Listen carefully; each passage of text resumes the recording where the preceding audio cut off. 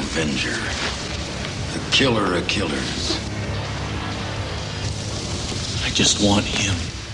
Brandon Lee plays the Crow in that scene, a murdered rock musician who comes back to life and vows revenge against the evil mastermind behind a gang of thugs who killed him and his fiancée on the eve of their wedding. Well, as everybody knows, Brandon Lee himself was accidentally shot dead during the filming of The Crow when a prop gun mistakenly had a lethal charge in it. And that adds a special poignance to this movie because not only does the story ironically mirror real life, but Lee is so good here and the movie is so good that this could easily have been the beginning of a starring career for him. Just look at the visual mood of this scene where Lee, as the Crow, bursts from the grave and prepares himself for his mission of vengeance. So slide back down and close your eyes. Sweet world, you must be told. Every night I fall, feel the animal scream. Every night I fall, feel the crawl and dream.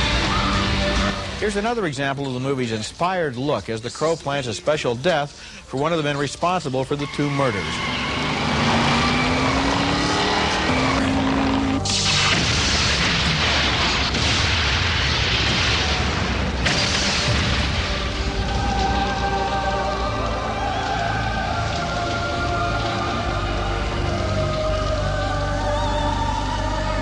The story of The Crow is a pretty straightforward revenge fantasy. The murder man comes back from the grave and goes looking for those who destroyed his life. What's special about the film is its look, its style, and its energy.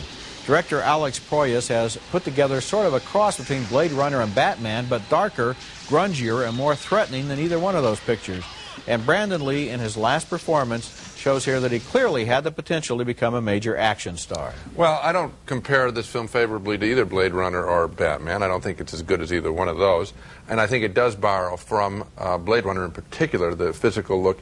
And that, I think Blade Runner probably is going to go down in history as one of the most influential art-directed pictures of all time. And I do think that the story is, as you described it, straightforward revenge fantasy. What I do like the comic book camera angles. I do like him. I think he is charismatic, but I can't recommend the picture because the story bored me so much, Roger. Well, Gene, comic books have stories like this, and I think that this is a very daring attempt to film a comic book. Yeah. I think that the whole movie is a piece. For example, all the heavy metal music on the soundtrack is very effective. The look of the film is sensational when the camera is flying over that city, which is made out of miniatures. For example, I thought that the stories in both the pictures you named were more complicated. Both Batman, another comic book story, and also Blade Runner story was so complicated that even after the director's cut came out, nobody was able to explain it. That isn't the point here, Gene. This movie is an experience. It's not a story. All these stories are made up anyway. Why did you describe it as a straightforward revenge fantasy? I'm using your own words. Because you know that the story is not. I wasn't criticizing it. I was describing it. I'm criticizing it because with all of the good looks and all of the good look in the picture, it got very repetitive for me. You go to see a movie like The Crow in order to have a nice subtle. No, I go to see a movie like The Crow have some complication of the story so that all that I don't see is the rain and the visual look of the picture. Okay, well, I saw more.